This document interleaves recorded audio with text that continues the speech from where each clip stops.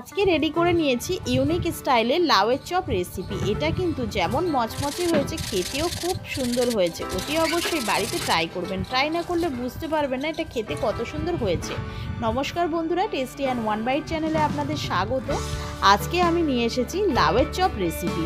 এর জন্য আমি একটা গোটা লাউ নিয়ে নিয়েছি, তবে গোটা লাউটা আমার লাগবে না, যতটা পরিমাণে আমি চপ বানাবো ততটা পরিমাণেই কিন্তু কেটে নেব। তো এটাকে ছাড়িয়ে আমি কেটে নেব। একদম কচি রেখে লাউটা নিলে খুবই ভালো হয়, দানাওয়ালা লাউ নিলে কিন্তু এটা কিন্তু চপটা বানানো খুবই অসুবিধে হবে।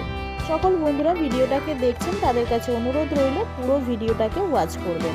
সকল বন্ধুরা এখনও পর্যন্ত আমার চ্যানেলটিকে সাবস্ক্রাইব করেননি তাদের কাছে অনুরোধ রইল আমার চ্যানেলটিকে সাবস্ক্রাইব করে আমার চ্যানেলটির পাশে থাকার জন্য, আর লাইক করে বন্ধুরা ভিডিওটাকে দেখতে থাকুন। তো এখানে দেখুন আমি পাতলা পাতলা করে কেটে নিচ্ছি। এখানে সব লাউগুলোকেই আমি পাতলা পাতলা করে কেটে নেব, যাতে দ্রুত সিদ্ধ হয়ে যায়। যখন আমি চপগুলো ভাজবো তাড়াতাড়ি যাতে সিদ্ধ হয়ে যায়। তো এগুলো সবগুলো প্রায় কাটা হয়ে গেছে, আমি এই কটাই ভাজবো। এখানে বেসন নিয়ে নিলাম 1 কাপ মতো, দিয়ে দিচ্ছি হাফ চা চামচ মতো বেকিং পাউডার, আর হাফ চা চামচেরও কম বেকিং সোডা, দিয়ে দিচ্ছি স্বাদ অনুযায়ী লবণ, হাফ চা চামচ মতো হলুদ গুঁড়ো, হাফ চা চামচ মতো ঝাল লঙ্কার গুঁড়ো, হাফ চা চামচ জিরে গুঁড়ো, হাফ চা চামচ ধনিয়া গুঁড়ো।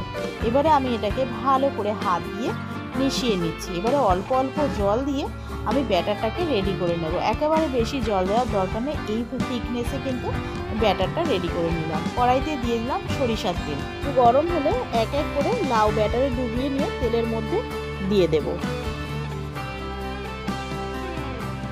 এইভাবে মিডিয়াম টু হাই ফ্লেমে রেখে উল্টে পাল্টে ভালো করে ভেজে নিলেই রেডি হয়ে যাবে লাউয়ের চপ রেসিপি।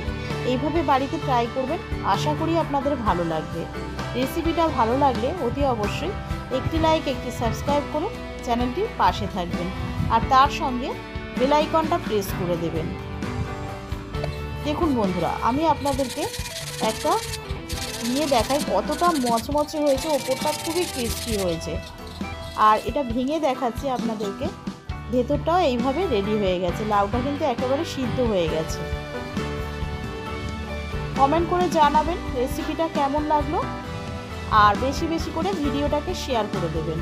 আমি আবারও একটা নতুন রেসিপি নিয়ে হাজির হব। ততক্ষণ আপনারা সুস্থ থাকবেন, ভালো থাকবেন। আজকের মতো এইটুকানি। ধন্যবাদ বন্ধুরা।